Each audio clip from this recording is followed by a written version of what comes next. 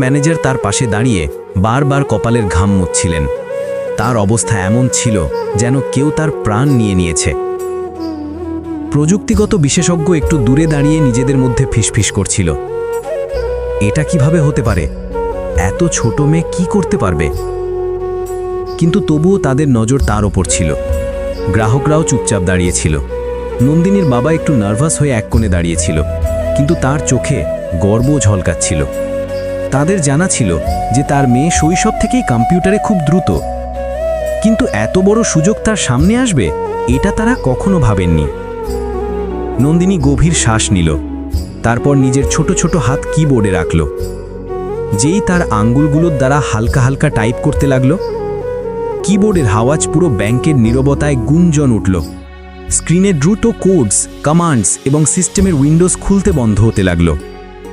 সবাই নিজেদের শ্বাস থামিয়ে দাঁড়িয়েছিল। ম্যানেজারের চোখ চওড়া হয়ে গিয়েছিল এবং তিনি প্রত্যেক লাইনকে এমন দেখছিলেন যেন তার ভাগ্য সেটার উপর ঝুলছে। প্রযুক্তিগত বিশেষজ্ঞ এখন আরও কাছে এসে গিয়েছিল, কখনো স্ক্রিন দেখে, কখনো একে অপরের মুখ। পুরো পরিবেশ এমন লাগছিল যেন ব্যাংকের হল এখন ক্লাসরুম নয়, বরং কোনো সায়েন্স ফিকশন মুভির সিন হয়ে গেছে।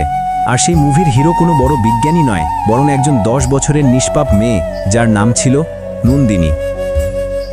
নন্দিনী প্রথমে প্রধান সার্ভার প্রোগ্রাম খুলল। স্ক্রিনে কোডের লম্বা লম্বা লাইনগুলো স্ক্রোল হচ্ছিল, কিন্তু সে তা না থামিয়ে পড়ছিল। তারপর সে সিস্টেমের লক ফাইলগুলো খুলল। সেখান থেকে সে জানার চেষ্টা করল কোন সময় থেকে টাকা নিজে থেকে ট্রান্সফার হওয়া শুরু হয়েছে। তার নজরগুলো এত দ্রুত এদিক ওদিক ঘুরছিল যে পাশে দাঁড়ানো প্রযুক্তিগত এক্সপার্টরা অবাক হয়ে গেল।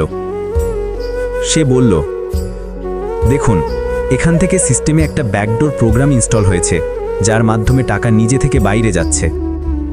তার কথা শুনে সবাই চমকে উঠল। এক্সপার্টরা নিজেদের মধ্যে ফিসফিসাতে লাগল, এত ছোট মেয়ে এবং এত গভীরতা পর্যন্ত সিস্টেমে ঢুকে গেছে, আমরা তো এখান পর্যন্ত পৌঁছতেই পারিনি। নন্দিনী থামল না। সে এক এক করে সব অ্যান্টিভাইরাস টুলস, ফায়ারওয়াল প্যানেল এবং নেটওয়ার্ক প্রোটোকলগুলো খুলে দিল। এখন তার স্ক্রিনে আলাদা আলাদা উইন্ডোজ এবং কোডস ভরে পড়েছিল। ব্যাংক ম্যানেজার, কাস্টমার্স এবং এখানে পর্যন্ত তার বাবাও শ্বাস থামিয়ে এসব দেখছিল। ধীরে ধীরে নন্দিনী ব্যাংকের সিস্টেমের তল পর্যন্ত পৌঁছে গেল। সে না শুধু ভাইরাসের সোর্স খুঁজে পেল, বরং এটাও ধরে ফেলল যে কোন হ্যাকার ব্যাংকের ভিতর থেকে টাকা চুরি করে আলাদা সার্ভারে ট্রান্সফার করছে।